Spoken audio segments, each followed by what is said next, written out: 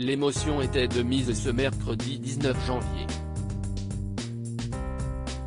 Alors que le Festival de l'Alpe d'Huez est réputé pour son ambiance détendue puisqu'il met en avant des comédies, difficile pour l'organisation et les comédiens présents de faire comme si de rien n'était. Quelques heures plus tôt, leur monde a vacillé. Tout le monde est en état de choc. Quand l'information est tombée, certains visages se sont fermés, d'autres personnes ont fondu en larmes. Tout le monde est sonné, rapportait une journaliste de BFM TV sur place. CIST peu de le dire. Personne n'avait pu imaginer la mort abrupte de Gaspard Ulliel. La veille, mardi 18 janvier, le comédien était victime d'un accident de ski, pour lequel il a été héliporté d'urgence vers le CHU de Grenoble. Souffrant d'un grave traumatisme crânien, son pronostic vital était engagé. Le lendemain, il succombait donc à ses blessures.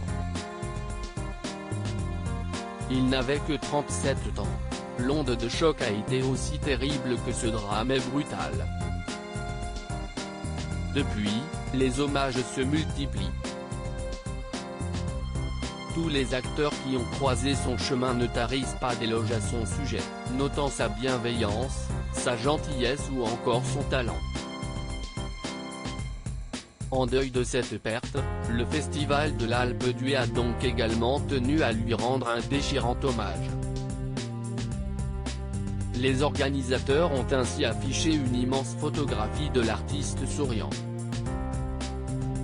Image qui a été longuement applaudie par les personnalités présentes dans la salle, avant que celle-ci ne lui fasse une standing ovation.